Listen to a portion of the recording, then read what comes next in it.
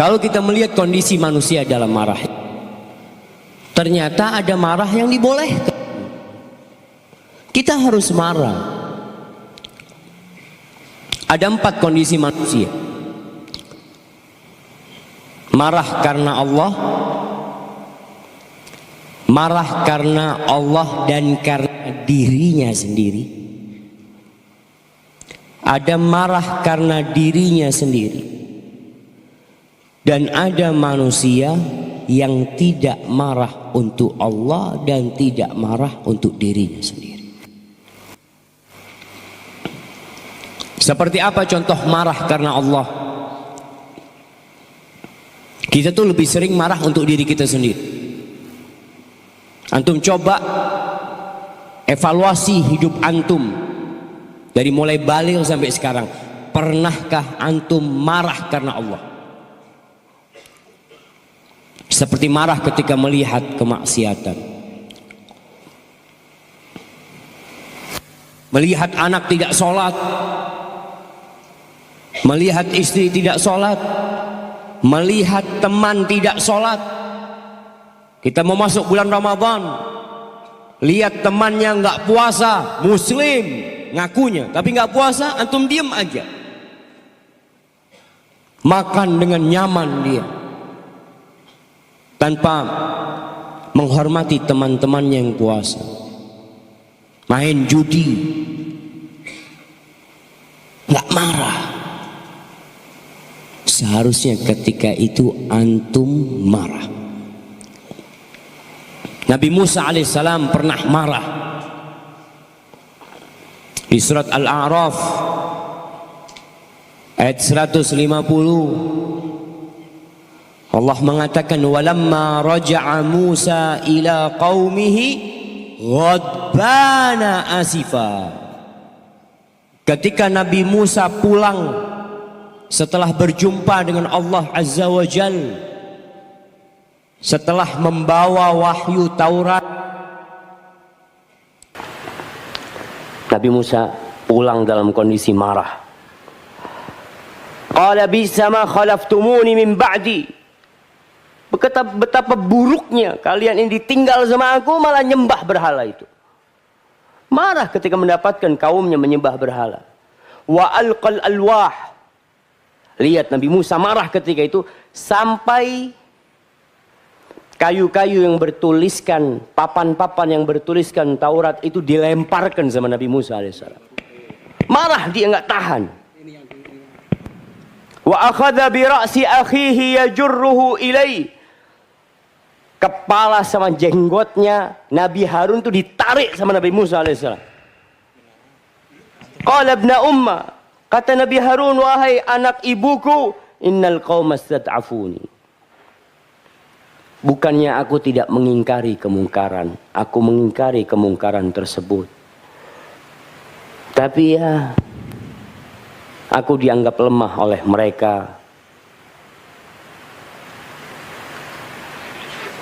Terus ganti, anak ganti nggak apa-apa aja.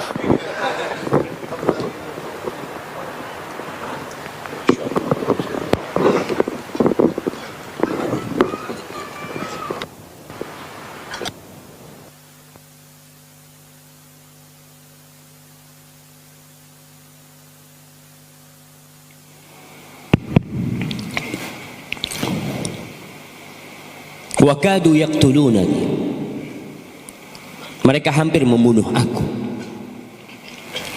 Maka Nabi Harun menceritakan apa sebenarnya yang terjadi. Tapi Nabi Musa udah marah duluan karena dia melihat mereka menyembah berhala. Pernahkah antum melihat tontonan-tontonan berhala? Orang-orang menyembah berhala, lalu hati antum marah. Pernah antum melihat patung-patung, kadangkala ada perumahan-perumahan mewah, masuk itu berhala yang ada jangan. Dewa-dewa Yunani itu dipasang di pintu masuk perumahan. Sebagian itu menggambarkan malaikat, Tahu yang pakai sayap? Antum marah nggak melihat itu? Oh, udah biasa, Ustaz. Antum akan ditanya jamaah. Antum melihat kemungkaran,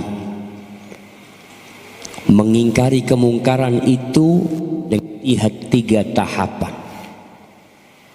Yang pertama dengan tangan bagi yang memiliki kekuasaan, yang memiliki kemampuan. Jamaah,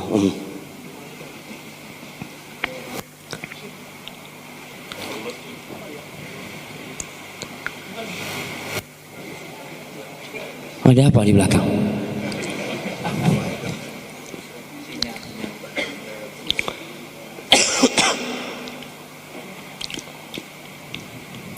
Kalau antum tidak bisa mengingkari dengan tangan antum, ingkari dengan lisan antum. Nggak bisa hati antum harus marah melihat kemungkaran tersebut. Harus ada amarah itu. Benci dengan kemungkaran tersebut. Untuk melewat klub-klub malam, tempat kemaksiatan, antum harus marah. Kok ada tempat seperti ini di bumi Allah Azza wa Jalla? Kok dibiarkan? Waktu Jumatan melihat orang-orang nggak sholat, antum harus mengingkarinya. Rasulullah Sallallahu Alaihi Wasallam pernah marah kepada istrinya, tapi marahnya karena Allah Azza wa Jalla. Dalam hadis Bukhari dan Muslim, Rasulullah Sallallahu Alaihi Wasallam masuk ke rumahnya, dilihat Aisyah radhiyallahu taala anha memasang tirai-tirai di rumahnya yang ada gambar bernyawa. Nabi masuk, fatalawwana wajhuhu, wajahnya berubah, marah. Thumma tanawala sitra fahataka, itu tirai ditarik sama Nabi sallallahu alaihi wasallam. Wa qala Nabi sallallahu alaihi wasallam, Aisyah menceritakan ketika itu Nabi mengatakan alaihi salatu wassalam, min asyaddin nasi adzaban yaumal qiyamah alladzina yusawwiruna hadhihi suwar. Termasuk orang yang paling pedih siksanya pada hari kiamat, orang yang gambar-gambar ini. Marah Nabi SAW. Tapi kalau Nabi dikasih makanan kurang enak sama istrinya, Nabi nggak marah. Tapi kalau urusannya sama Allah, beliau marah.